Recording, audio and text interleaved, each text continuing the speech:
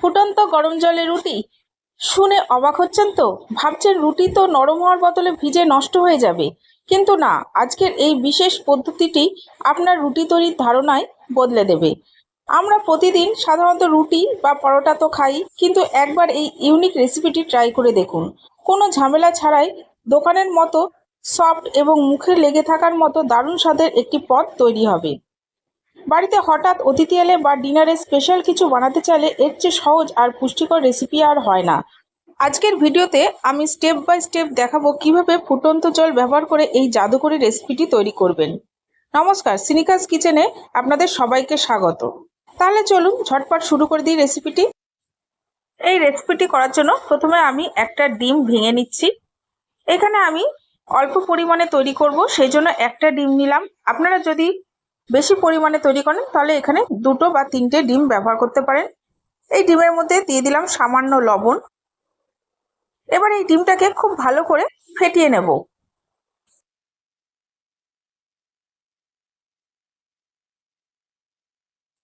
ডিমটা ফেটানো হয়ে গেলে এবার এর মধ্যে আমি দিয়ে দিচ্ছি আটা। এখানে আটার কোনো মাপ নেই, যেমন লাগবে ঠিক সেই রকম দিতে হবে। প্রথমে আমি অল্প দিলাম, এরপর যদি আমার লাগে তাহলে আরও দেব। আর এখানে আপনারা আটার পরিবর্তে ময়দাও ব্যবহার করতে পারেন। দেখুন, আমার মনে হলো আর একটু আটা লাগবে। এরপর আমি একটা ডো তৈরি করে নেব। ডোটা একটু শক্ত করেই তৈরি করতে হবে।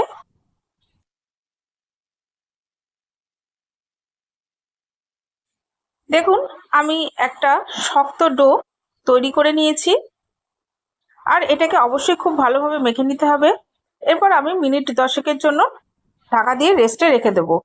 এখানে এই আটাটা অবশ্যই রেস্টে রাখতে হবে। 10 মিনিট পর আমি ঢাকাটা খুলে দিলাম। দেখুন, এই আটাটা অনেকটাই নরম হয়ে গেছে। আমি আরও একবার ভালো করে মেখে নিচ্ছি।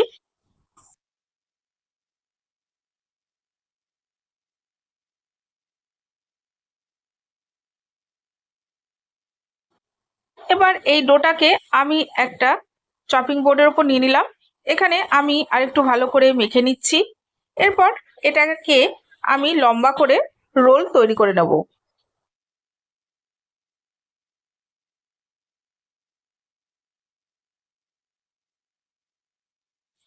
এবার এই রোলটা থেকে আমি ছোট ছোট লেচি কেটে নেব। লেচিগুলো খুব বড় করবেন না, একটু ছোট সাইজের করবেন।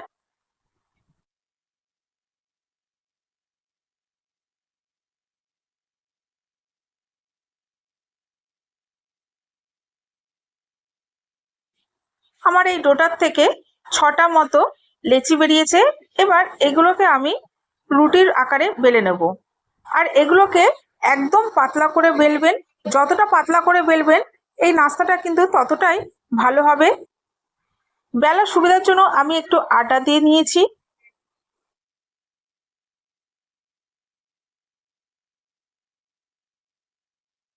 দেখুন, আমি একটা বড় সাইজের রুটি বেলে নিয়েছি, আর আপনাদের আমি দেখিয়ে দিচ্ছি এটা কতটা পাতলা হয়েছে।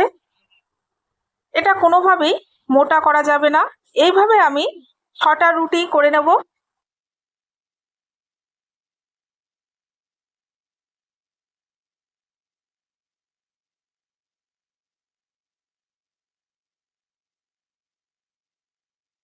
দেখুন, আমি 6টা রুটি করে নিয়েছি। আর রুটিটা যখন করছিলাম তখন অন্যদিকে একটা কড়াইয়ের মধ্যে আমি বেশ খানিকটা জল গরম করতে বসিয়ে দিয়েছিলাম।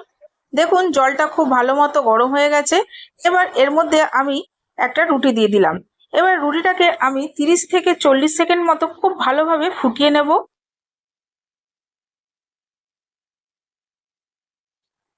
জল যদি খুব ভালোভাবে গরম থাকে তাহলে 30 থেকে 40 সেকেন্ড মতো রুটিটা ফোটালেই হয়ে যাবে। দেখুন, রুটির একদিকটা আমার হয়ে গেছে। এবার আমি রুটিটাকে আস্তে আস্তে উল্টে দেব। আর এটা আস্তে আস্তে উল্টাবেন, না হলে রুটিটা ছিঁড়ে যেতে পারে।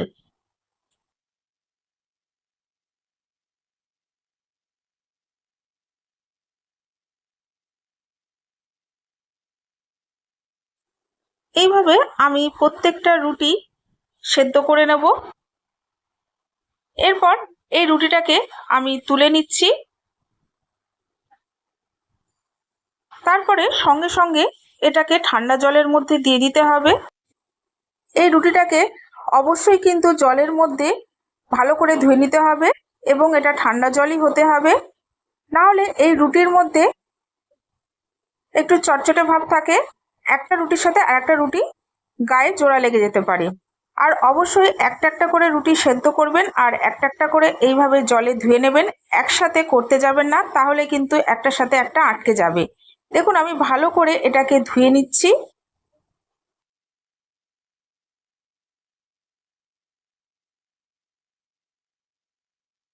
দেখতে পাচ্ছেন রুটিটা কতটা ট্রান্সপারেন্ট হয়েছে। এরকম পাতলা করে আপনাদেরও করতে হবে। এটা ধুতে থাকছিলাম ততক্ষণে আমি আরেকটা রুটি ফুটতে দিয়ে দিয়েছিলাম। এরপর আমি এই রুটিটাকে জল থেকে তুলে নিচ্ছি এবং ভালো করে জলটা ঝরিয়ে নিলাম। এরপর আর একটা প্লেটের মধ্যে রেখে দিচ্ছি।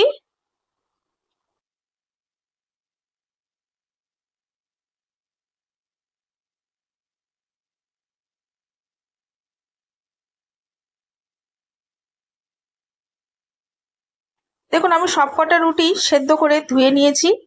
এরপর অন্য একটা ছোট পাত্রের মধ্যে আমি বেশ খানিকটা বাটার নিয়ে নিয়েছি, বাটারটাকে গলিয়ে নেব। আর এইদিকে আমি একটা ফ্রাই প্যান নিয়ে নিয়েছি, এই ফ্রাই প্যানের মধ্যে আমি খুব ভালোভাবে বাটার লাগিয়ে নেব। প্রথম অবস্থায় বাটারটা কিন্তু একটু বেশি করেই লাগিয়ে নিতে হবে।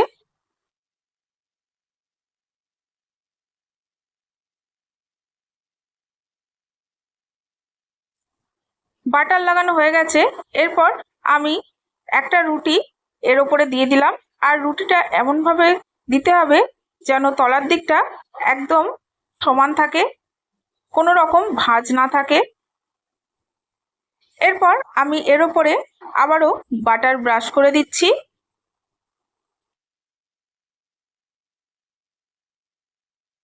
এরপর আরেকটা রুটি আমি এর মধ্যে দিয়ে দিলাম। আমি ঠিক যেভাবে করছি আপনারাও ঠিক সেইভাবেই করবেন, এটা বলে বেশি বোঝানো যাবে না, দেখেই বুঝে নিতে হবে। এরপর এই রুটিটার উপরও আমি ভালো করে বাটার ব্রাশ করে দিচ্ছি।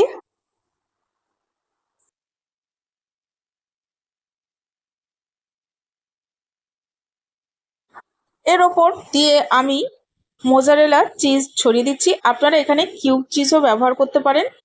চিজ ছড়িয়ে দেওয়ার পর আমি আবারও একটা রুটি দিয়ে দিলাম।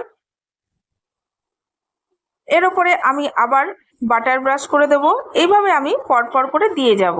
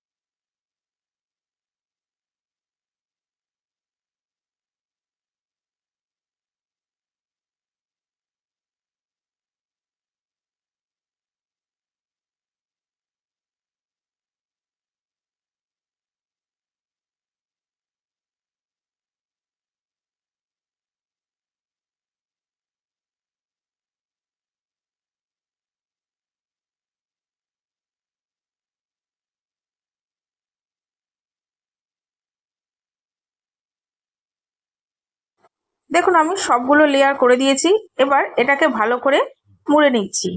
এরপর একটা ঢাকনা দিয়ে আমি লো ফ্লেমে 10 মিনিট মতো বসিয়ে রাখবো। আর এটাকে অবশ্যই লো ফ্লেমেই দেবেন। দেখুন আমি 10 মিনিটের জন্য ঢাকা দিয়ে বসিয়ে দিলাম। 10 মিনিট পর আমি ঢাকাটা খুলে দিলাম, আমার নিচের দিকটা হয়ে গেছে। দেখুন আপনাদের আমি দেখিয়ে দিচ্ছি। দেখুন কি সুন্দর দেখতে হয়েছে। এবারে আমি অপর দিকটাকেও ঠিক একইভাবে করে নেব। তার জন্য ফ্রাই প্যানটার মধ্যে আমি আবারও কিছুটা পরিমাণ বাটার লাগিয়ে নিচ্ছি।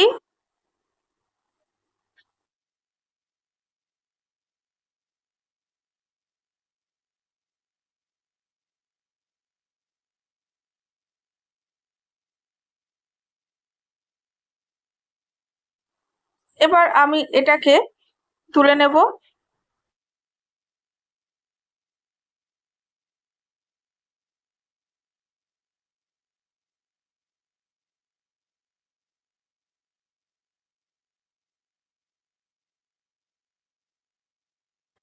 তারপর এটাকে ভালো করে চেপে দিলাম।